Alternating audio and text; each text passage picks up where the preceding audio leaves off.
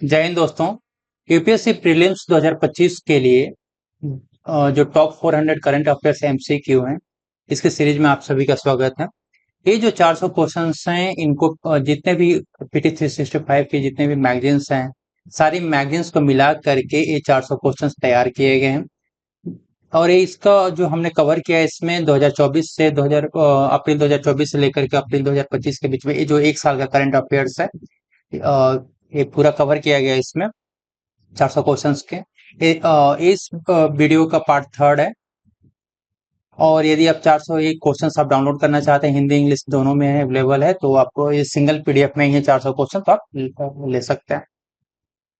मैं अपने बारे में बता दूं यहाँ पे कि मेरा नाम ध्रुव कुमार है। मैं मिनिस्ट्री गवर्नमेंट ऑफ इंडिया नई दिल्ली में पोस्टेड हूँ। तो फ्रेंड्स, ये जो 400 क्वेश्चंस आपके बनाए गए हैं, बेसिकली जो मिनिस्ट्री में जो पोस्टेड ऑफिसर्स हैं, जिनका सिलेक्शन यूपीएससी के थ्रू हुआ है, उनसे डिस्कशन करने के बाद ये 400 क्वेश्चंस तैयार किए हैं कि किस पैटर्न पे यूपीएससी क्वेश्चंस पूछ रहा है। उस पैटर्न को देखते हुए हमने एक 400 क्वेश्चन तैयार किए हैं। इसका एक और ये 400 क्वेश्चन आपको सिंगल पीडीएफ में ही मिल जाएगा। तो यदि आप इसको लेना चाहते हैं तो यहाँ से आप स्कैन करके इसको ले सकते हैं। चलिए स्टार्ट करते हैं। इस वीडियो में पार्ट थर्ड है, इसमें इंडियन पॉलिटी कवर करेंगे हम लोग।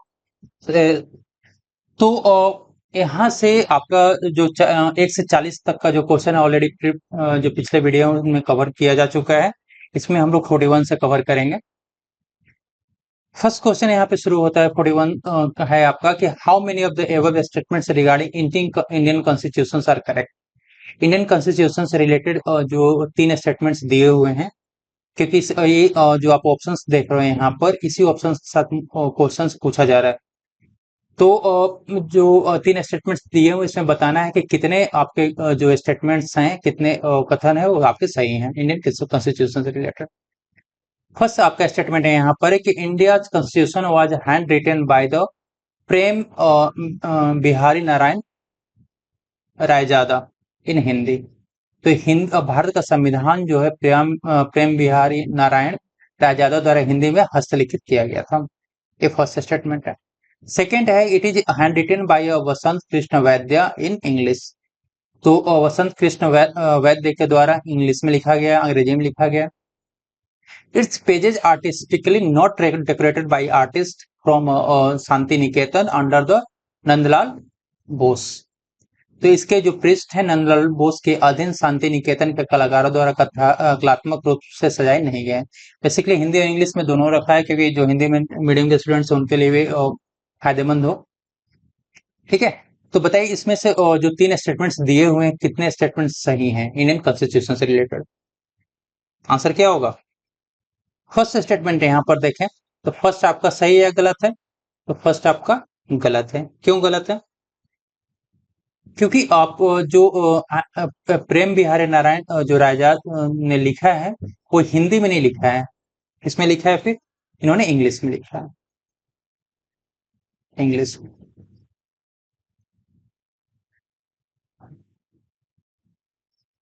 सेकेंड स्टेटमेंट सही है, गलत है? सेकेंड स्टेटमेंट भी आपका रॉन्ग है, क्योंकि जो इन्होंने वसंत कृष्ण वैद्य ने जो लिखा है वो इंग्लिश में न लिख करके किसमें लिखा है? फिर हिंदी में लिखा है इन्होंने। और थर्ड स्टेटमेंट सही है, गलत है? थर्ड भी आपका रॉन्ग है, क्योंकि यहाँ पे लिखा है it's pages artistically not decorated, लेकिन जबकि डेकोरेट किया गया है तो यहाँ पे नॉट वर्ड नहीं होगा। तो it's pages artistically decorated by the artist from the Shanti Niketan under the Nandlal Bose. तो यहाँ पर आपके तीनों स्टेटमेंट्स क्या है? सही नहीं है। इसलिए आंसर क्या हो जाएगा? आंसर आपका डी हो जाएगा, नन। मतलब कोई भी कथन आपका सही नहीं है। जैसा आप यहाँ पे देख रहे हो कि 75th कॉन्स्टिट्यूशन डे मनाया गया। तो बेसिकली क्या है कि कॉन्स्टिट्यूशन डे या संविधान दिवस is celebrated on the day of adoption of Indian constitution 26 नवंबर 1949 को अडॉप्ट किया गया था, और ये जो इफेक्ट हुआ था 26 जनवरी 1950 से हुआ था। संविधान दिवस बारे में करें तो it was instituted in 2015 at the 125th birth anniversary year of B R Ambedkar. Ambedkar के बारे में बात करें तो father of the Indian constitution and the chairman of the drafting committee of the Indian constitution थे। इंडियन कॉन्स्टिट्यूशन के बारे में यहाँ पे एक लॉन्गेस्ट रिटन कॉन्स्टिट्यूशन है, नॉट प्रिंटेड और typed, it is hand written by Prem Bihari Narayan in English और बसंत कृष्ण के द्वारा इनको वैदिक के द्वारा हिंदी में लिखा गया था। इसके जो पेजेस हैं artistically decorated by the artist from the Shanti Niketan under the Nandlal Bose. ये थर्ड स्टेटमेंट आपका, ठीक है। तो ये जो क्वेश्चंस हैं आपके जो यूपीएससी प्रीलिम्स हैं वहां पे बहुत ही ज्यादा इंपॉर्टेंट होने वाले हैं आपके एग्जाम के पॉइंट ऑफ व्यू से, तो आप इसको करके ही एग्जाम में जाइएगा। नेक्स्ट क्वेश्चन है 42 आपका है यहाँ पर, ये रिलेटेड है आपका आर्टिकल 39B से रिलेटेड है। दो स्टेटमेंट है, इसमें पूछा है कि नॉट करेक्ट कितने सही कथन जो आपके नहीं है, कौन कौन से। फर्स्ट आपका है यहाँ पर कि private property can not be automatically, ठीक है, private property can not be automatically be classified as a material resource of a community under article 39B। निजी संपत्ति को अनुच्छेद 39B के तहत स्वचालित रूप से समुदाय के भौतिक संसाधन के रूप में वर्गीकृत नहीं किया जा सकता है। सेकेंड स्टेटमेंट है यहाँ पे कि article 39B does not grant legislative power to state to acquire private property. अनुच्छेद जो 39B है राज्य को निजी संपत्ति के अर्जित करने के लिए विधायी शक्ति प्रदान नहीं करता है, ठीक है। तो आपको क्या बताना है यहाँ पे कि नॉट करेक्ट 39B से रिलेटेड नॉट करेक्ट कथन कौन सा है, फर्स्ट है, सेकेंड है, दोनों है या दोनों नहीं। नॉट करेक्ट पूछ रहा है, तो यहाँ पर आपके दोनों स्टेटमेंट्स करेक्ट हैं। दोनों स्टेटमेंट्स क्या है, करेक्ट है, तो आंसर आपका क्या हो जाएगा, आंसर आपका डी हो जाएगा, मतलब neither not one not two, ठीक है। यहाँ पे डिटेल आप देख सकते हो। Scope of private property cannot be automatically be classified as a material resource of the community under the article 39B। Clear है। 39B के बाद provides ownership and control of material resources of community so distributed as the best to the subserve the common good, ठीक है। बाकी detail आप यहां से पढ़ सकते हो, हिंदी इंग्लिश दोनों में अवेलेबल है। 43rd क्वेश्चन आपका है यहाँ पर, रिलेटेड है किससे, एसेंशियल रिलीजियस प्रैक्टिसेस से रिलेटेड है, ठीक है। एसेंशियल रिलीजियस प्रैक्टिसेस मतलब आवश्यक धार्मिक प्रथाओं से। पहला स्टेटमेंट यहां पर है कि Bombay high court referred to Supreme Court judgment in the Church of God case 2000 which held that there is no fundamental rights to the use loudspeaker under Article 19(1)(a) and Article 25 of the Constitution। तो Bombay high court ने church of God case 2000 में supreme court के फैसले का हवाला दिया, जिसमें कहा गया कि संविधान के अनुच्छेद 19(1)(a) और अनुच्छेद 25 के तहत लाउडस्पीकर का उपयोग करने का कोई मौलिक अधिकार नहीं है। सेकेंड स्टेटमेंट है यहाँ पे, essential religious practices test was introduced by the Supreme Court in Sri Sirur Mutt case 1954 which extended freedom of religion by including religious practices within the meaning of a religion under its ambit। तो जो supreme court ने जो आपका श्री सिरूर मठ case में आवश्यक जो धार्मिक प्रथाओं परीक्षण पेश किया, जिसमें धर्म के अर्थ में धार्मिक प्रथाओं को शामिल करके धर्म की स्वतंत्रता को बढ़ाया। तो आपका सेकेंड स्टेटमेंट, तो आंसर बताना है कि करेक्ट कौन सा है, दोनों स्टेटमेंट करेक्ट कौन सा हो सही। तो फर्स्ट स्टेटमेंट आपका सही है गलत है, फर्स्ट सही है, सेकेंड भी सही है, तो आंसर क्या हो जाएगा सी। यदि आपने ऑलरेडी पढ़ा हुआ है तो आप क्वेश्चन अटेम्प्ट करके अपनी एक्यूरेसी को चेक कर सकते हैं, नॉलेज को चेक कर सकते हैं, क्योंकि आप कितना भी पढ़ के जाओ, जब तक आप क्वेश्चन से पहले अटेम्प्ट करके नहीं जाएंगे तो एग्जाम में गलत होने के चांसेस बढ़ जाते हैं। ये आपका एसेंशियल रिलीजियस प्रैक्टिसेस से रिलेटेड है, आप यहां से पढ़ सकते हो। 44th क्वेश्चन आपका है यहाँ पर, कॉलेजियम सिस्टम से रिलेटेड है, वेरी इंपॉर्टेंट, कॉलेजियम सिस्टम से। यहाँ भी आपको बताना है कि जो 3 स्टेटमेंट्स दिए हुए हैं इसमें से करेक्ट कितने हैं? फर्स्ट आपका है कोलेजियम से। Collegium is a system through which जजेस of Supreme Court and High Court are appointed by president under article 150 124 and article 219 of a constitution respectively।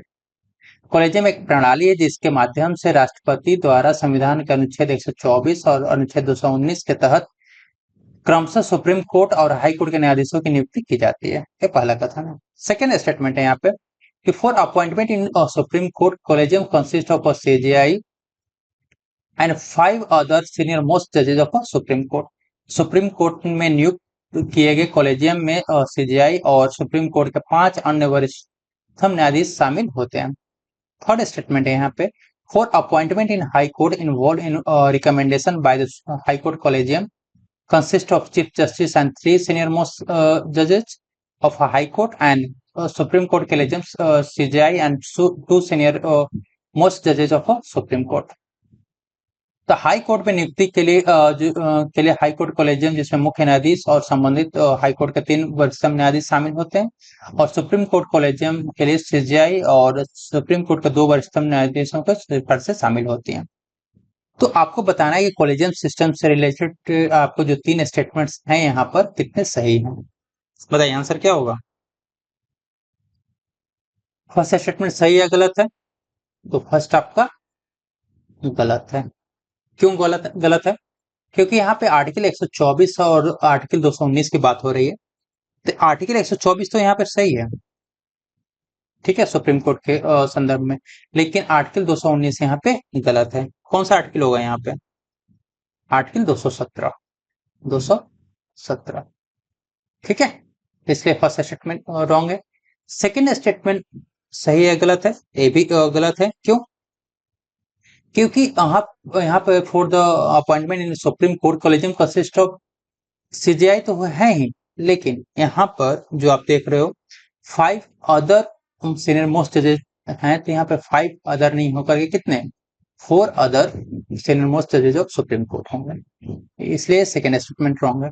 Third statement सही है गलत है? ये भी गलत है। क्यों गलत है?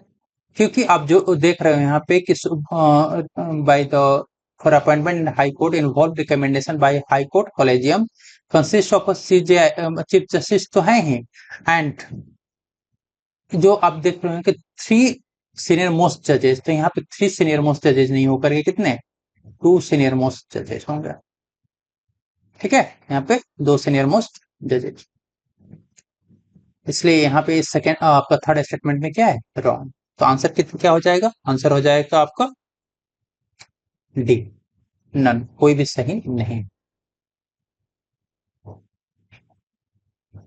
कॉलेजियम सिस्टम से रिलेटेड आप देख सकते हैं यहाँ पे कि collegium is a system through which जजेस of Supreme Court and High Court are appointed by president under the article 124 और 217। एक फर्स्ट स्टेटमेंट था, सही है। It has evolved through judgment of a Supreme Court referred in 3 judges cases and pronounced in 1981, 1993 और 1998।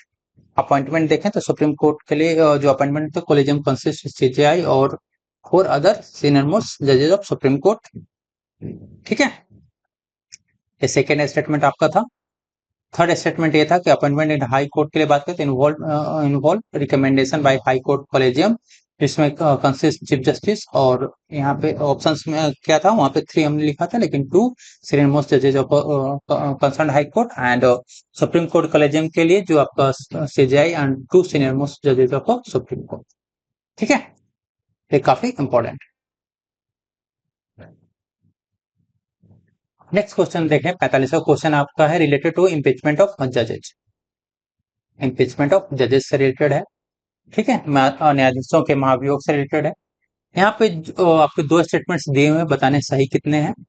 तो first है यहाँ पे constitution does not use word impeachment, constitution does not use word impeachment, it is a colloquially used to refer to the proceeding under the article 124 removal of a supreme court judge and article 216 removal of a high court judge। ये पहला कथन है, इस संविधान में महाभियोग शब्द का प्रयोग नहीं किया गया, इसका प्रयोग बोलचाल की भाषा में अनुच्छेद 124 में उच्चतम न्यायालय के जो न्यायाधीश को हटाने के लिए और आर्टिकल 216 में उच्च न्यायालय के न्यायाधीश को हटाने के तहत कार्रवाई को करने के लिए संदर्भित किया गया। सेकेंड है कि motion must be signed by at least 50 Lok Sabha members और 50 Rajya Sabha members and submitted to the presiding officers of a respective house. ठीक है, तो प्रस्ताव पर कम से कम 50 लोकसभा सदस्य और 50 राज्यसभा सदस्यों के हस्ताक्षर होने चाहिए। उसे और संबंधित सदन के पीठासीन अधिकारियों को प्रस्तुत किया जाना चाहिए। तो आपके दो यहाँ पे स्टेटमेंट्स कथन दिए हुए, इम्पीचमेंट ऑफ जजेस से रिलेटेड, बताइए कौन सा सही है, क्या होगा, बताइए आंसर। यहाँ पर आंसर फर्स्ट देखें तो फर्स्ट आपका क्या है, सही है गलत है? फर्स्ट आपका गलत है। क्यों? क्योंकि यहाँ पर जो आर्टिकल आप 216 देख रहे हो, आर्टिकल 216 ना होकर के हाईकोर्ट को जो जजेस रिमूवल के लिए आर्टिकल 218 के तहत किया जाता है। ठीक है, सेकेंड स्टेटमेंट भी आपका क्या है, रॉन्ग है। क्यों रॉन्ग है? क्योंकि जो आपको साइन किया जाता है तो 50 राज्यसभा मेंबर्स तो यहाँ पे सही हैं, लेकिन जो लोकसभा मेंबर्स होते हैं यहाँ पे 50 नहीं होकर के कितने हो जाएंगे, 100 लोकसभा मेंबर्स का साइन होता है। ठीक है, आंसर आपका क्या हो जाएगा, करेक्ट। दोनों में से कोई भी नहीं, तो आंसर क्या होगा, डी हो जाएगा। ठीक है, चलिए बाकी आप डिटेल से यहाँ पे देख सकते हैं, हिंदी इंग्लिश दोनों में अवेलेबल है। यदि पीडीएफ आपको डाउनलोड स्कैन मतलब लेना है तो आप यहाँ से स्कैन करके ले सकते हैं।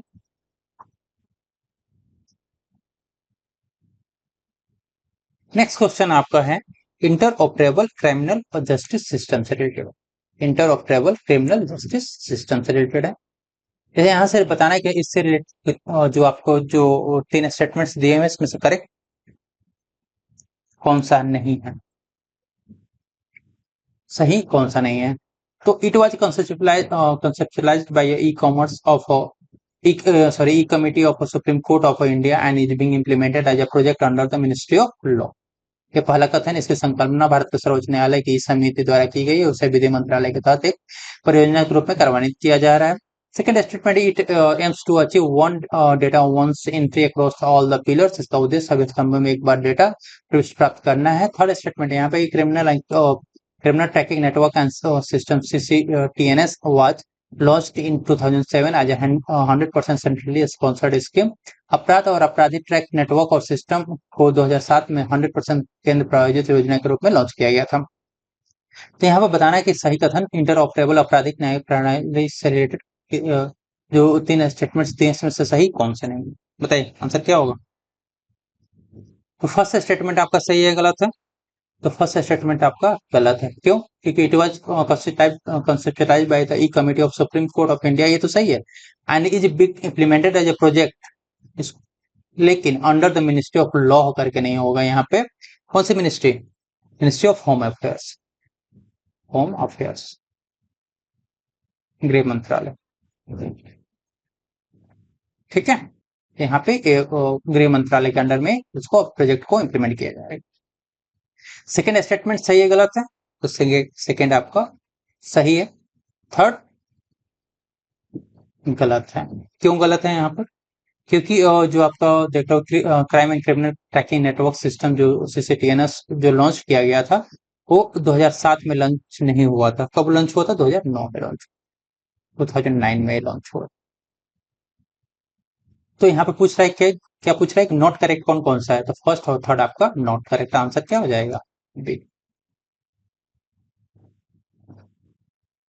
बाकी डिटेल आप यहाँ पे देख सकते हैं।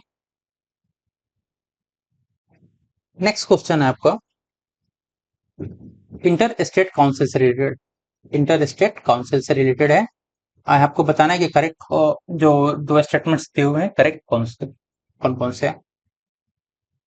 Inter state council establish under article 263 of Constitution through a presidential order 1990 on the recommendation of a पंछी कमीशन। तो संविधान के अनुच्छेद 263 के तहत पंछी आयोग की सिफारिश पर 1990 में राष्ट्रपति के आदेश के माध्यम से अंतरराज्य परिषद की स्थापना किया गया। ये पहला स्टेटमेंट है। सेकेंड कहाँ पे कि 8 ministers of a cabinet rank in Union Council of Minister to be nominated as a member by the Prime Minister के द्वारा नॉमिनेट किया जाता है। केंद्रीय परिषद में कैबिनेट रैंक के 8 मंत्रियों को प्रधानमंत्री द्वारा सदस्य के रूप में नामित किया जाएगा। ये अंतरराज्य परिषद के संबंध में कथन दिया हुआ, ठीक है। तो यहाँ पे बताना है इंटर स्टेट काउंसिल से रिलेटेड जो दो स्टेटमेंट्स में सही कौन सा है। फर्स्ट सही है गलत है? फर्स्ट क्या है, सही है या गलत है? ठीक, गलत। क्यों गलत है? क्योंकि यहाँ पे जो कमीशन का जो रिकमेंडेशन है पंची कमीशन के द्वारा न होकर, ये कौन सा कमीशन था बताइए?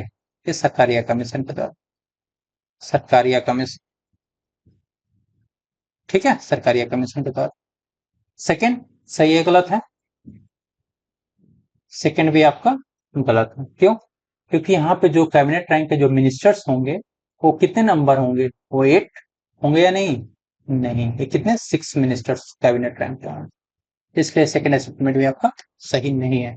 आंसर क्या हो जाएगा? आंसर हो जाएगा डी, कोई भी सही नहीं है। आप देख सकते हो बाकी डिटेल यहाँ पर, आप पीडीएफ से भी पढ़ सकते हो। क्योंकि पीडीएफ का फायदा ये होता है कि आप क्विक रिवीजन कर सकते हो, क्योंकि एक बार रिवीजन करने से नहीं होता, मल्टीपल रिवीजन आपको चाहिए एग्जाम से पहले। नेक्स्ट क्वेश्चन देखते हैं यहाँ पर, आपका रिलेटेड है किससे? एडजर्नमेंट साइन डाई से रिलेटेड, ठीक है। करेक्ट आपको बताना है। तो 3 स्टेटमेंट्स दिए हुआ है।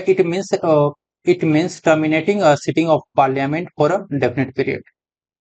इसका अर्थ है कि संसद की बैठक को एक निश्चित अवधि के लिए समाप्त करना होता है। Second statement, the power of adjournment signed lies with the presiding officer of the house। अनिश्चित काल के लिए स्थगन की शक्ति सदन के पीठासीन अधिकारियों के पास होती है।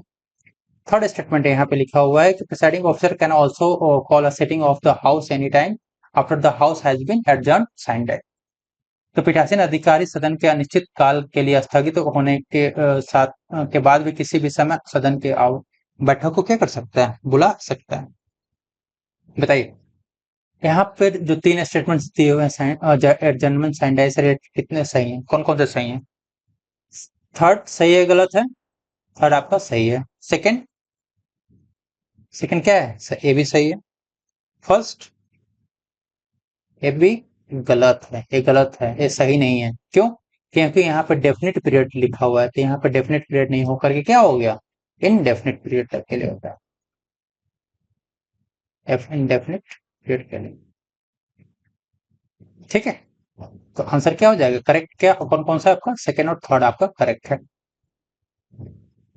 आंसर बी हो जाए। नेक्स्ट क्वेश्चन देखते हैं, ये आपका प्राइवेट मेंबर बिल से रिलेटेड है। प्राइवेट मेंबर बिल से रिलेटेड है। यहाँ पे पूछा है कि जो 3 स्टेटमेंट दिए हैं इसमें से करेक्ट कितने नहीं है, सही कितने नहीं है, बताइए। पहले देखते हैं क्वेश्चन स्टेटमेंट्स देखते हैं। It is a legislative proposal initiated by an individual member of the parliament who is not a minister. यह संसद के किसी व्यक्तिगत सदस्य द्वारा शुरू किया गया विधेयक प्रस्ताव है जो मंत्री नहीं है। Last 2.5 hours of a sitting on Monday in Lok Sabha is allotted for a private member's bill। Lok Sabha में सोमवार को बैठक के अंतिम जो आपका 2.5 घंटा है निजी सदस्यों के विधेयक के लिए आवंटित किए जाते हैं। थर्ड है कि period of notice to introduce bill is 15 days. विधेयक को पेश करने के लिए नोटिस की अवधि जो होती है 15 दिन की होती है निजी सदस्यों के विधेयक के लिए। बताइए आंसर क्या होगा यहाँ पर?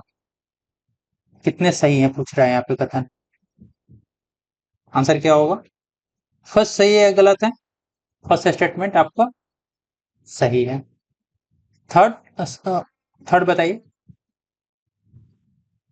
थर्ड गलत है।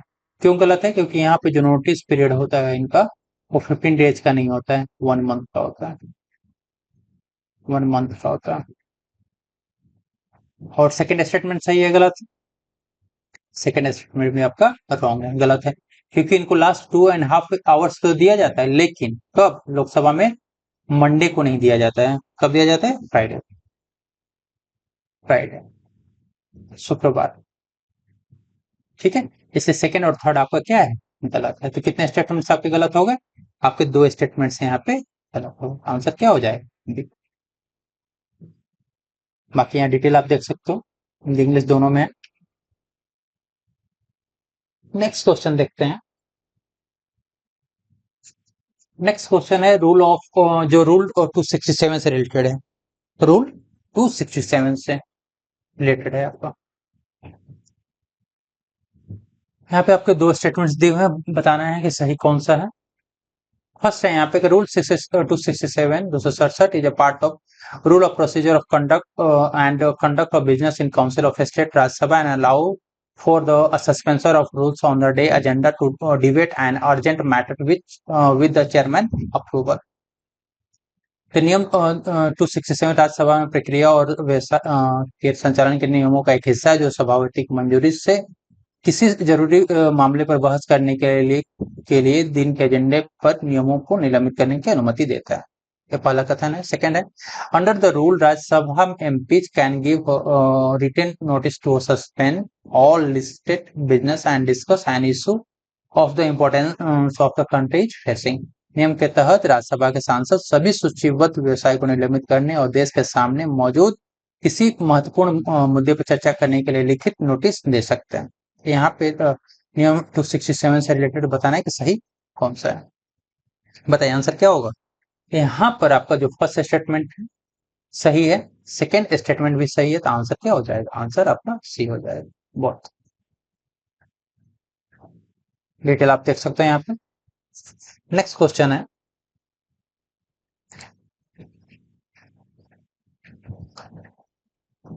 हेंडरसन सिद्धांत से रिलेटेड है। हेंडरसन सिद्धांत से रिलेटेड है, ठीक है। यहाँ पे आपको करेक्ट बताना है। It is propounded in English case of Henderson versus Henderson 1843। इसे हेंडरसन बनाम हेंडरसन 1843 के अंग्रेजी मामलों में प्रस्तावित किया गया था। It suggests that all issues arising in the litigation out of the same subject matter must be addressed in a single suit। यह सुझाव देता है कि एक ही विषय वस्तु से मुकदमेबाजी में उत्पन्न होने वाले सभी मुद्दों को एक ही मुकदमे में संबोधित किया जाना चाहिए। थर्ड है यहाँ पे, it conducts judicial litigation in good faith. यह सद्भावना पूर्वक न्यायिक मुकदमेबाजी का संचालन करता है, ठीक है। तो यहाँ पे बताना है जो 3 स्टेटमेंट से हेंडरसन डॉक्ट्रिन से रिलेटेड है, कौन कितने सही है, कौन कौन से सही है, कितने बताइए। फर्स्ट सही है, गलत है, फर्स्ट सही है, सेकंड भी सही है, और थर्ड सही है, गलत है, ये भी सही है। तो all 3 are correct.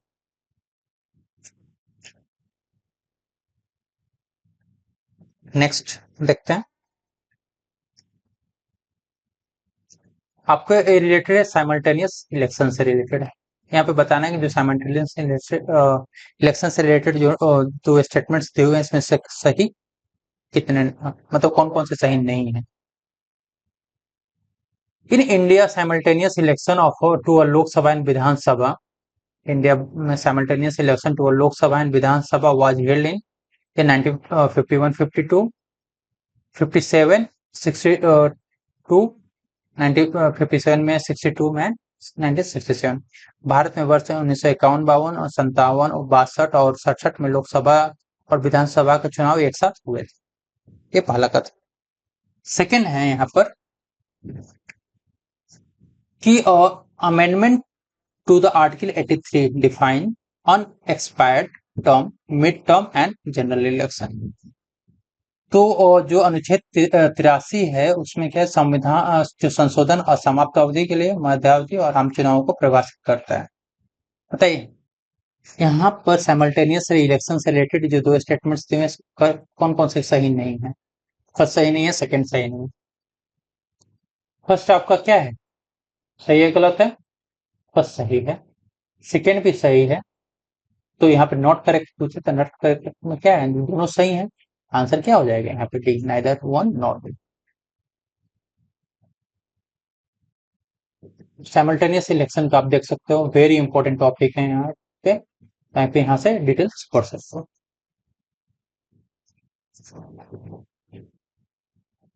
Next question आपका है डिलिमिटेशन कमीशन से रिलेटेड। डिलिमिटेशन कमीशन से रिलेटेड है। यहाँ पे बताया गया कि दो स्टेटमेंट, तीन स्टेटमेंट्स दिए हुए हैं, इसमें से सही कौन सा नहीं है। चलिए परिसमन आयोग के बारे में, वेरी इंपॉर्टेंट टॉपिक। तो supreme court in Kishore Chandra Chhaganlal Rathore case में, supreme court in Kishore Chandra Chhaganlal Rathore case 2024 held that constitutional court have the power to review the orders of the क्या orders of the delimitation commission if an order is manifestly arbitrary। तो इसमें क्या है कि किशोर चंद्र छगनलाल राठौर मामले में सर्वोच्च न्यायालय ने माना कि संवैधानिक आयोग न्यायालयों के पास परिसीमन आयोग के आदेशों की समीक्षा करने की शक्ति है यदि कोई आदेश स्पष्ट रूप से मनमाना है तो। सेकेंड स्टेटमेंट यहाँ पर है कि under article 84 under article 84 delimitation is done by the such authority and in such a manner as a parliament may by law determined। तो अनुच्छेद 84 के तहत परिसीमन ऐसे प्राधिकार द्वारा या और ऐसे तरीके से किया जाता है जैसा कि संसद कानून द्वारा निर्धारित कर सकती है। तीसरा स्टेटमेंट है यहाँ पे, it is not a statutory body, ये स्टैट्यूटरी बॉडी नहीं है, एक वैधानिक निकाय नहीं है। ठीक है, तो बताइए आंसर क्या होगा यहाँ पर, कौन सही है, कौन सा स्टेटमेंट यहाँ पर सही है। फर्स्ट सही है गलत है, फर्स्ट आपका क्या है, सही है, फर्स्ट सही है। Second, second wrong. क्यों रॉन्ग है, क्योंकि यहाँ पे आर्टिकल 84 नहीं होकर के आर्टिकल 82 में कहा गया है कि delimitation is done by the such authority and in such a manner is as parliament में भी लॉ डिटरमाइन। तीसरा तो सही है गलत है। तो थर्ड स्टेटमेंट आपका क्या है, गलत है। क्यों गलत है, क्योंकि it is not a statutory body नहीं होगा, it is a statutory body. ठीक है, तो आंसर क्या हो जाएगा, यहाँ पे करेक्ट पूछा तो करेक्ट सिर्फ 1 है, तो आंसर आपका बी हो जाएगा। डिलिमिटेशन कमीशन के बारे में यहाँ पे बाकी डिटेल्स आप देख सकते हैं।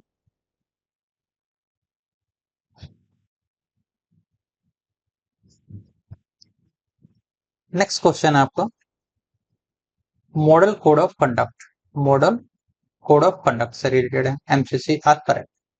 ठीक है,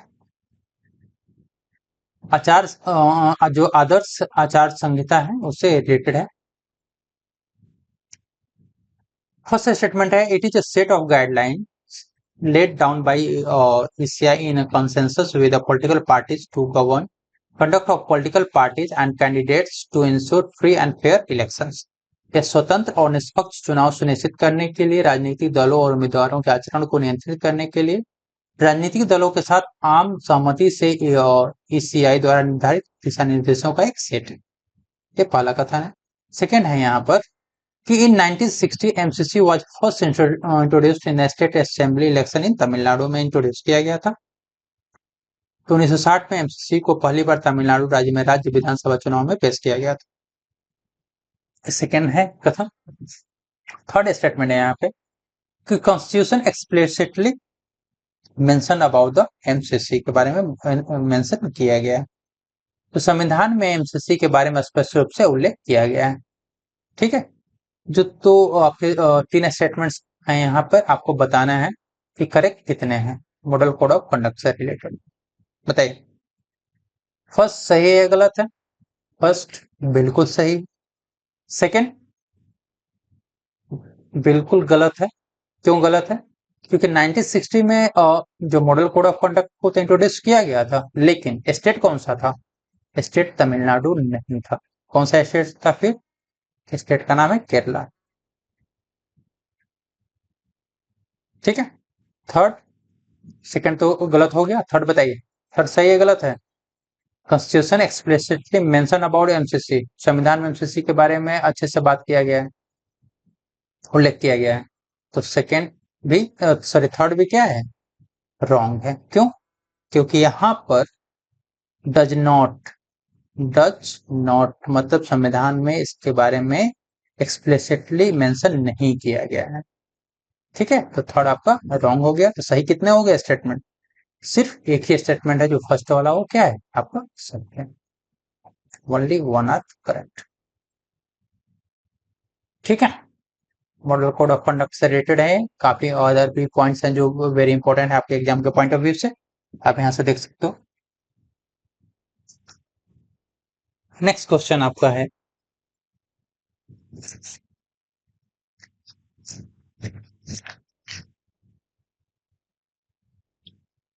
लोकसभा से रिलेटेड है।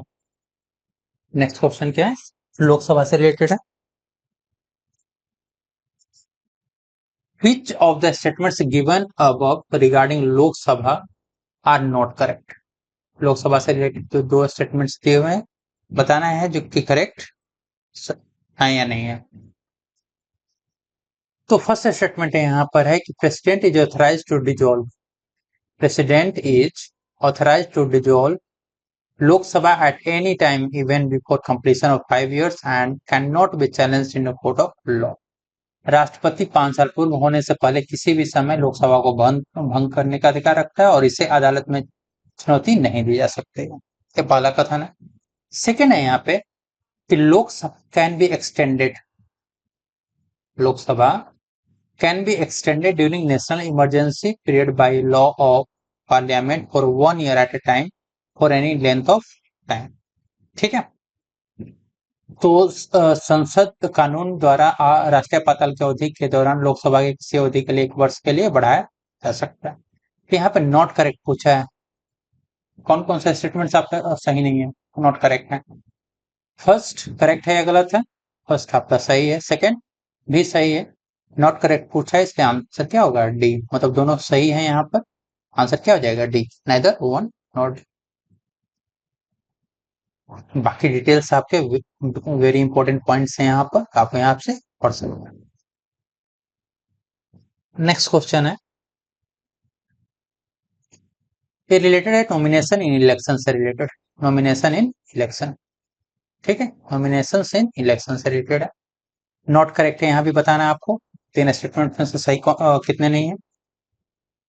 फर्स्ट की बात करें तो section 33 of RPA 1951 contains the requirement of a valid nomination. जनप्रतिनिधि अधिनियम 1951 की धारा जो आपके 33 में वैध नामांकन के लिए आवश्यकताएं शामिल है। नेक्स्ट है कि for filling of nomination in constituency candidate from the recognised political party should have 10 proposers. किसी निर्वाचन क्षेत्र में नामांकन दाखिल करने के लिए मान्यता प्राप्त राजनीतिक दल के उम्मीदवार के पास 10 प्रस्तावित होने चाहिए। For filling of nomination in a constituency, candidates from the independent and unrecognized parties should be subscribed by a 15 proposers. किसी निर्वाचन क्षेत्र में नामांकन दाखिल करने के लिए स्वतंत्र और गैर मान्यता प्राप्त दलों के उम्मीदवारों के पास 15 प्रस्तावक होने चाहिए। चुनाव में नामांकन के संबंध में उपरोक्त में से कितने कथन सही नहीं है आपको बताने, बताइए कितने कथन सही नहीं है? 3 में से फर्स्ट सही है गलत है? फर्स्ट बिल्कुल सही है, सेकंड बिल्कुल गलत है। क्यों गलत है? क्योंकि जो पॉलिटिकल पार्टीज के लिए और जो नॉमिनेशन के लिए कॉन्स्टिट्यूशन में जो प्रपोजर की बात की गई है, यहाँ पे 10 प्रपोजर नहीं चाहिए, इनको 1 प्रपोजर चाहिए, सिर्फ एक प्रपोजर चाहिए। ठीक है, और यहाँ पे जो इंडिपेंडेंट और अनरिकॉग्नाइज्ड पार्टी के लिए यहाँ पे जो प्रपोजर्स की संख्या है यहाँ पे 15 ना होकर के कितने चाहिए? 10 प्रपोजर्स चाहिए। ठीक है, तो नॉट करेक्ट पूछा है तो कितने स्टेटमेंट्स आपके यहाँ पे गलत हैं? सेकेंड और थर्ड दो स्टेटमेंट्स आपके गलत है, तो ओनली 2 आर इनकरेक्ट। ठीक है, नॉमिनेशन से इलेक्शन से रिलेटेड है, आप यहाँ से डिटेल्स पढ़ लीजिए। नेक्स्ट क्वेश्चन देखते हैं। जो नेक्स्ट क्वेश्चन है आपका, विच of the statements given about home voting facility beneficiary in 2024 elections में जो घर से गृह मतदान की सुविधा जो दी गई थी लाभार्थियों को, उससे रिलेटेड है। 2 स्टेटमेंट्स हैं, पूछा है कि सही कौन कौन से हैं। तो कंडीशन क्या था कि जो बेनिफिशियरी होगा पीडब्ल्यूडी की मीटिंग 60% बेंचमार्क डिसेबिलिटी उसकी होनी चाहिए, मतलब 60% तक तो विकलांगता का वो होना चाहिए। और जो सीनियर सिटीजन थे उनको कम से कम क्या मोर देन ईयर्स के होने चाहिए, मतलब 80 साल के ऊपर का उनका वरिष्ठ नागरिक होने चाहिए। तो ये जो दो कंडीशन है इसमें पूछा है कि इससे रिलेटेड दोनों में से करेक्ट कौन सा है, बताइए। तो फर्स्ट स्टेटमेंट आपका क्या है, गलत है। क्यों? क्यों गलत है? क्योंकि जो डिसेबिलिटी का बेंचमार्क का 60% न रख करके कितना परसेंट रखा गया था, 40% रखा गया, ठीक है। और जो सेकेंड है कि सीनियर सिटीजन्स का जो एज था वो 80 ईयर्स नहीं रख करके मैक्सिमम एज कितना था, 5 ईयर्स एनेबल, ठीक है। तो करेक्ट कौन सा है? तो यहाँ पे दोनों स्टेटमेंट्स आपके रॉन्ग है, तो आंसर क्या हो जाएगा, देखिए। अब बाकी यहाँ पे डिटेल्स देख सकते हो। नेक्स्ट क्वेश्चन आपको, विच of the statements about anti defection law, anti defection law से रिलेटेड है आपका, दल बदल विरोधी कानून से रिलेटेड है। फर्स्ट स्टेटमेंट है यहाँ पर कि any question regarding disqualification arising out of the defection is to be decided by the presiding officer of the house. दल बदल से उत्पन्न अयोग्यता से संबंधित किसी भी प्रश्न का निर्णय सदन के पीठासीन अधिकारी द्वारा किया जाना है। सेकेंड है कि law allows political party to merge with into another party provided 2/3 of its legislators is in favor, ठीक है। तो कानून किसी और राजनीतिक जो दल है किसी अन्य दल में विलय की अनुमति देता है बशर्ते उसका 2/3 विधायक इसके पक्ष में हो। थर्ड स्टेटमेंट है presently law do not provide time limit within which speaker presiding officer have to decide anti defection case, ठीक है। तो वर्तमान में कानून कोई भी समय सीमा प्रदान नहीं करता है जिसके भीतर अध्यक्ष पीठासीन अधिकारियों को दल बदल विरोधी मामले पर निर्णय लेना होता है। तो तीन स्टेटमेंट्स हैं यहाँ पर, बताना है कि एंटी डिफेक्शन लॉ से रिलेटेड कौन कौन से सही है। फर्स्ट स्टेटमेंट सही है, सेकेंड भी सही है, थर्ड क्या है, सही है गलत है, थर्ड भी सही। तो आंसर क्या हो जाएगा, आंसर आपका डी हो जाएगा।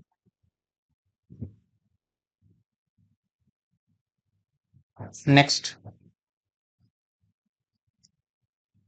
पार्लियामेंट्री कमेटी से रिलेटेड है। नेक्स्ट स्टेटमेंट है आपका यहाँ पे, जिससे पार्लियामेंट्री कमेटी से रिलेटेड है, ठीक है। पार्लियामेंट्री कमेटी से रिलेटेड यहाँ पे पूछा है कि सही संसदीय समिति से रिलेटेड जो कथन है इसमें से कितने सही हैं। तो फर्स्ट यहाँ पे स्टेटमेंट है कि parliamentary committee draw their authority from article 102 and article 118। संसदीय समिति अपना अधिकार अनुच्छेद 102 और 118 से प्राप्त करती है। सेकेंड है कि public account committee first set up in 1919 in the wake of Montagu Chelmsford reform. तो लोक लेखा समिति की स्थापना पहली बार 1919 में मोंटेग्यू चेम्सफोर्ड सुधारों के मद्देनजर किया गया था। थर्ड है कि estimate committee constituted for the first time 1952 and consist of 30 member from the Lok Sabha. तो आपका जो पार्लियामेंट्री कमेटी से रिलेटेड जो तीन कथन है बताइए इसमें से कितने सही हैं। फर्स्ट क्या है, सही है गलत है? फर्स्ट बिल्कुल गलत, क्योंकि जो पार्लियामेंट्री कमेटी का जो अथॉरिटी है वो आर्टिकल 118 से तो है, साथ में आर्टिकल यहाँ पे 102 नहीं होकर के आर्टिकल 105 105 से, ठीक है। इसलिए फर्स्ट स्टेटमेंट रॉन्ग है। सेकेंड स्टेटमेंट रॉन्ग क्यों है? क्योंकि जो आपका पब्लिक अकाउंट कमेटी जो फर्स्ट सेटअप हुआ था 1919 में नहीं होकर के 1921 में हुआ, 1921, ठीक है। थर्ड सही है गलत है? थर्ड क्या है, 30 मेंबर्स होते हैं लोकसभा के, तो सही है या गलत है? ये भी गलत है। क्यों गलत है? क्योंकि जो फर्स्ट टाइम एक कंस्टिट्यूट हुआ था एस्टिमेट्स कमेटी 1952 में ना होकर के 1950 में हुआ था, 1950 में हुआ था, ठीक है। तो आपके तीनों स्टेटमेंट्स क्या हैं, गलत है। करेक्ट तो कौन सा हुआ, करेक्ट कोई भी नहीं है, ना होगा। डिटेल्स आप यहाँ पे देख सकते हो। नेक्स्ट क्वेश्चन आपका, एक आपका कैबिनेट सेक्रेटरी से रिलेटेड है, कैबिनेट सेक्रेटरी से रिलेटेड करेक्ट आपको बताना है कि फर्स्ट स्टेटमेंट यहाँ पे cabinet secretary the ex officio chairman of the civil services board. तो कैबिनेट सचिव सिविल सेवा बोर्ड के पदेन अध्यक्ष होते हैं। सेकेंड है यहाँ पे cabinet secretary has no authority, cabinet secretary has no authority over working departments as a CS regarding as a primus interferes and among the secretaries of union government. Cabinet सचिव के पास कार्यरत विभागों पर कोई अधिकार नहीं है क्योंकि से उसको केंद्र सरकार के सचिवों के बीच सर्वोच्च माना जाता है। आंसर क्या होगा यहाँ पर? करेक्ट पूछा है, करेक्ट आंसर क्या आंसर होगा? फर्स्ट सही है, सेकंड भी सही है, तो दोनों आंसर आपका करेक्ट होगा, दोनों सही है। ठीक है, नेक्स्ट डिटेल आपका यहाँ पर है। नेक्स्ट आपका होगा 61वां क्वेश्चन है आपका 61st। How many of the above statements regarding president's address to parliament are not correct? संसद को राष्ट्रपति का संबोधन से संबंधित जो कथन दिए गए हैं 3, इसमें से कितने सही नहीं है? ठीक है, फर्स्ट की बात करें यहाँ पर, article 87 allow president to address their either house of parliament और बोथ हाउस टुगेदर। ठीक है, सेकेंड आर्टिकल है कि article 86 provide to instant when president specially address both house of parliament assemble together. तीसरा कथन यहाँ पे, at beginning of first session after each general election and last session of each year address by a president. तो यहाँ पर पूछ रहा है कि जो प्रेसिडेंट एड्रेस से रिलेटेड कितने आपके स्टेटमेंट सही नहीं है। फर्स्ट सही है, गलत है? फर्स्ट आपका क्या है? गलत है, क्योंकि यहाँ पर आर्टिकल 87 ना होकर के क्या होगा? आर्टिकल 86 होगा। ठीक है, तो इसमें क्या है कि आर्टिकल 86 में that allow president to address either house of the parliament और बोथ हाउस टुगेदर, तो संसद के किसी एक सदन या दोनों सदनों को एक साथ संबोधित कर सकता है। सेकेंड है यहाँ पे, सेकेंड स्टेटमेंट क्या है? ये भी रॉन्ग है, क्योंकि यहाँ पे आर्टिकल 86 नहीं होकर के क्या होगा? आर्टिकल 87 है। ठीक है, थर्ड स्टेटमेंट सही है, गलत है? थर्ड भी क्या है? गलत है। क्यों गलत है? क्योंकि eight beginning of first session of each general election, तो हर एक जनरल इलेक्शन के फर्स्ट सेशन को और प्रत्येक साल के फर्स्ट सेशन को, यहाँ लास्ट लिखा हुआ है तो लास्ट नहीं होकर के फर्स्ट सेशन को राष्ट्रपति क्या करता है? संबोधित करता है। इसलिए आंसर क्या हो जाएगा? नॉट करेक्ट क्या है? All three are not correct. बाकी डिटेल्स आपके यहाँ पे आप यहाँ से देख सकते हैं। नेक्स्ट है क्वेश्चन,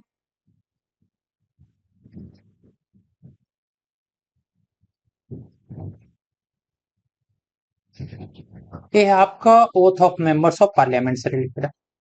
क्या है? Oath of members of parliament से रिलेटेड क्वेश्चन है। यहाँ पे बताना है कि which of the statements given above regarding oath of members of parliament are correct. संसद सदस्यों की शपथ से संबंधित है। तो फर्स्ट स्टेटमेंट है यहाँ पे कि आर्टिकल 104, आर्टिकल 104 जो है आपका, provides a penalty for a member if he or she sit in a house without the oath.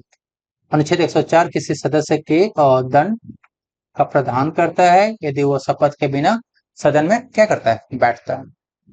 ठीक है, सेकेंड स्टेटमेंट है यहाँ पर कि oath can be subscribed in English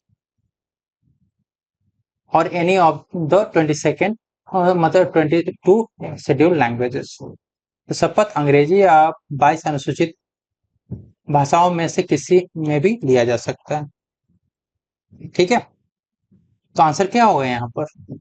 बताइए, शपथ से रिलेटेड। फर्स्ट सही है, गलत है? फर्स्ट सही है, सेकंड भी क्या है? सही है। आंसर क्या हो जाएगा? दोनों सही है, दोनों कथन आपके सही। डिटेल आपके यहाँ से देख सकते हो। नेक्स्ट क्वेश्चन आपका है प्रिवेंटिव डिटेंशन से रिलेटेड है। प्रिवेंटिव डिटेंशन से रिलेटेड है। ठीक है, निवारक निरोध जिसे कहते हैं कि इन और जसीला साजी बनाम, इन जसीला साजी बनाम की जो केस है आपका और union of India case 2024, supreme court highlighted the right of detain person to make an effective representation against preventive detention. इसमें क्या है कि सुप्रीम कोर्ट ने निवारक निरोध के खिलाफ प्रभावी प्रतिनिधित्व करने के लिए बंदी के अधिकारों पर प्रकाश डाला है। सेकेंड स्टेटमेंट है कि parliament and state legislature can make law on the preventive detention under article 22। तो संसद और राज्य विधानसभा जो सभाएं हैं अनुच्छेद 22 के तहत निवारक निरोध पर क्या करते हैं, कानून बना सकते हैं। थर्ड है यहाँ पे constitution give protection against arrest and detention under article 22(1)(a) 1 and article 22(2). तो संविधान अनुच्छेद 22 और 22(2) के तहत गिरफ्तारी और नजरबंदी के खिलाफ सुरक्षा प्रदान करता है। ठीक है, तो ये 3 कथन दिए हुए हैं आपको। ठीक है, आपको बताना है कि करेक्ट कौन सा है। तो तीनों के तीनों यहाँ पे स्टेटमेंट्स आपके सही हैं। ठीक है, डिटेल यहाँ पर है। नेक्स्ट देखते हैं। नेक्स्ट क्वेश्चन आपका राइट टू बी फॉरगॉटन से रिलेटेड है। यहाँ पे बताना कि सही कितने नहीं है। फर्स्ट है यहाँ पे कि in justice case Puttaswamy case 2017 supreme court recognised right to forgotten as a part of right to life under article 21। न्यायमूर्ति केएस पुट्टास्वामी मामले में सुप्रीम कोर्ट ने अनुच्छेद 21 के तहत जीवन के अधिकार के हिस्से के रूप में भूल जाने के अधिकार को मान्यता दिया था। It is also known as a right to erasure and deal with the individual rights to control of the use of a personal data by a organization। ठीक है, तो इसे मिटाने के अधिकार के रूप में जाना जाता है या संगठनों द्वारा व्यक्तिगत डेटा के उपयोग पर नियंत्रण करने के लिए व्यक्तिगत अधिकारों से संबंधित है। तो यहाँ पर आपको बताना है कि करेक्ट जो 2 स्टेटमेंट्स है करेक्ट कौन कौन से नहीं है, सही नहीं है। ठीक है, तो फर्स्ट आपका क्या है, सही है गलत है। फर्स्ट आपका सही है, सेकेंड भी सही है। तो आंसर क्या हो जाएगा, आंसर डी हो जाएगा। नॉट करेक्ट पूछा है तो answer D, neither one nor D. Detail आप यहाँ से देख सकते हो। ठीक है, नेक्स्ट आपका क्वेश्चन है, एक क्वेश्चन आपसे रिलेटेड है इनर लाइन परमिट से रिलेटेड। इनर लाइन परमिट से रिलेटेड ठीक है, पूछा है कि सही कौन से कितने कथन सही हैं इनर लाइन परमिट से रिलेटेड। फर्स्ट आपका कथन यहाँ पे आ रहा है, स्टेटमेंट है it is an official travel document issued by the government that allowed Indian citizens to travel into a protected area for a limited period के लिए। यह सरकार द्वारा जारी का आधिकारिक यात्रा दस्तावेज है जो भारतीय नागरिकों को सीमित अवधि के लिए संरक्षित क्षेत्रों में यात्रा करने की अनुमति देता है। फर्स्ट है यहाँ पे। सेकेंड स्टेटमेंट है कि जो इनर लाइन परमिट है जो officially used to protect tribal culture in north eastern India. तो आधिकारिक रूप से उत्तरी पूर्वी भारत में आदिवासी संस्कृतियों की रक्षा करने के लिए उपयोग किया जाता है। तीसरा कथन है यहाँ पे state under ILP are Arunachal Pradesh, Tripura, Nagaland, Manipur है इसमें इनर लाइन परमिट के अंदर। ठीक है, तो बताइए यहाँ पे कि कितने कथन आपके सही है। तो फर्स्ट सही गलत है, फर्स्ट सही है, सेकेंड भी सही है, थर्ड रॉन्ग है। क्यों रॉन्ग है यहाँ पर, क्योंकि जो आप देख रहे हो यहाँ पे त्रिपुरा नहीं है इसमें। फिर कौन सा स्टेट है, तो त्रिपुरा की जगह पे है Mizoram. Mizoram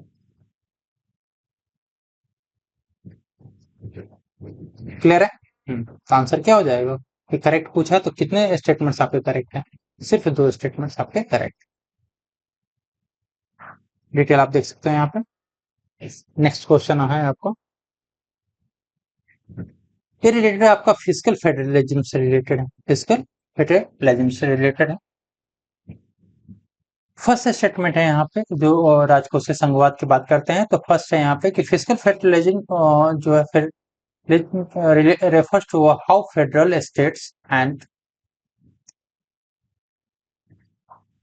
local governments share funding and administrative responsibility within the India's federal system। राजकोषीय संघवाद से तात्पर्य है कि भारत की संघीय प्रणाली के भीतर संघीय, राज्य और स्थानीय सरकारें किस प्रकार वित्त पोषण और प्रशासनिक जिम्मेदारी को साझा करती हैं। सेकेंड स्टेटमेंट है यहाँ पे कॉन्स्टिट्यूशन और डिलिनिएट taxes. Constitution delineate tax basis between union and state under article 24 or 246। संविधान संघ और राज्यों के बीच कर आधारों को परिभाषित करता है, आर्टिकल 246 में मेंशन किया गया है। तो बताइए कितने स्टेटमेंट्स यहाँ पे करेक्ट हैं फिस्कल फेडरलिज्म से related?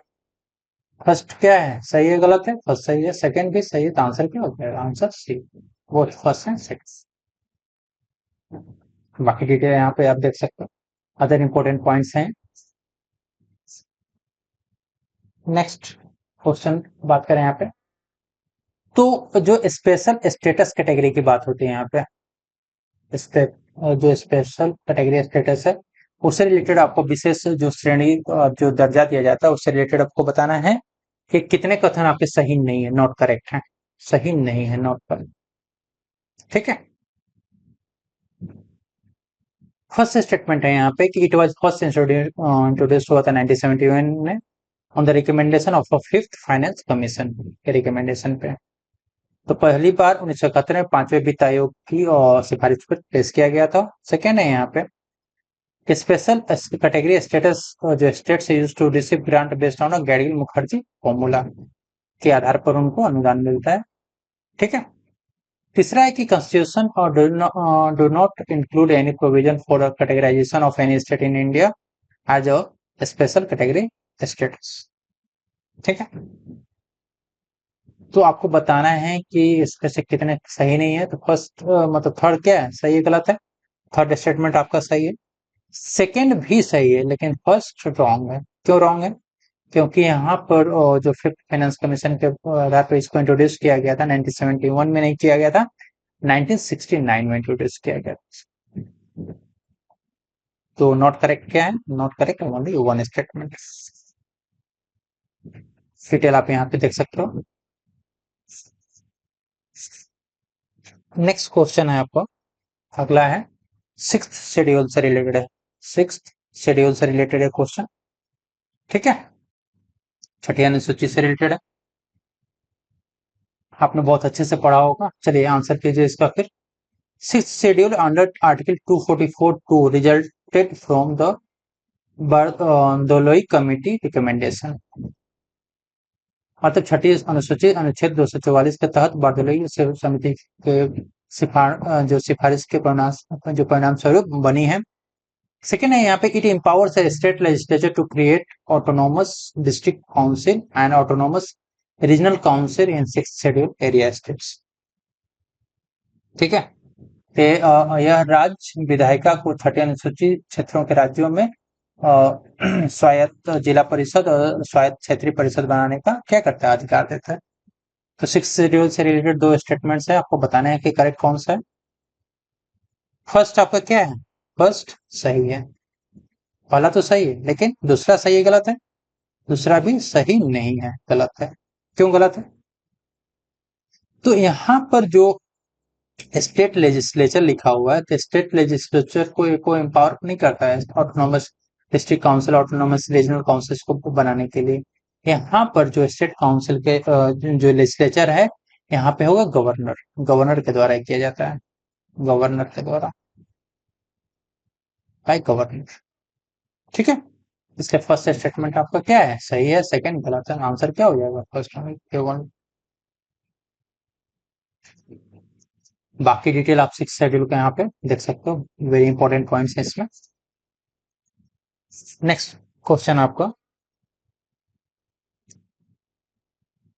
How many of the basically formation of new states से रिलेटेड जो आपका तीन स्टेटमेंट्स दिए हुए हैं नए राज्यों के गठन से रिलेटेड हैं। ठीक है, फर्स्ट है कि such bill shall be introduced in either house of the parliament only on the president's recommendation. ऐसा विधेयक केवल राष्ट्रपति की सिफारिशों पर संसद के किसी भी सदन में पेश किया जाएगा। सेकेंड स्टेटमेंट के president shell refer this bill to legislature on that state to express its view within a specified time। राष्ट्रपति इस विधेयक को उस राज्य के विधानमंडल को निर्दिष्ट समय के भीतर अपना विचार व्यक्त करने के लिए भेजेगा। थर्ड है कि parliament can create a new state through ordinary legislation with a simple majority. संसद साधारण कानून यानी साधारण बहुमत से माध्यम से एक नया राज्य बना सकते हैं। ठीक है, तो बताइए इसमें से कितने स्टेटमेंट सही हैं गलत? बेसिकली सही पूछा है यहाँ पे, तो ऑल थ्री क्या है, सही है गलत है? तो यहाँ पे ऑल थ्री आर करेक्ट है। ठीक है, बाकी डिटेल आप यहाँ पे देख सकते हो। नेक्स्ट क्वेश्चन है आपको, ये रिलेटेड है आपका लोक अदालत से। जो नेक्स्ट क्वेश्चन है आपका, ये रिलेटेड किससे, लोक अदालत से। लोक अदालत से बारे में आपको बताना है, जो दो स्टेटमेंट्स दिए हुए हैं इसमें से कितने सही हैं लोक अदालत के बारे में। तो Lok Adalat has power as a civil court under CPC 1908। तो लोक अदालत के पास सीपीसी 1908 के तहत सिविल कोर्ट के समान ये शक्तियां दी गई हैं। सेकेंड है, decision made by Lok Adalat is final and binding and no appeal can be made against its decision. तो लोक अदालतों द्वारा जो निर्णय लिया जाता है अंतिम और बाध्यकारी होता है, और इसे निर्णय के विरुद्ध कोई भी अपील नहीं की जा सकती। ठीक है, तो सही पूछा है, तो कितने स्टेटमेंट यहाँ पे सही है, तो दोनों स्टेटमेंट्स यहाँ पे सही है। बाकी डिटेल आप यहाँ से देख सकते हो। सो फ्रेंड्स, लगता है क्वेश्चंस आपके एग्जाम के लिए यूजफुल होने वाला है, तो एज अ सपोर्ट चैनल को सब्सक्राइब कर दीजिए, वीडियो को अपने दोस्तों के साथ शेयर भी कर सकते हैं। Thank you.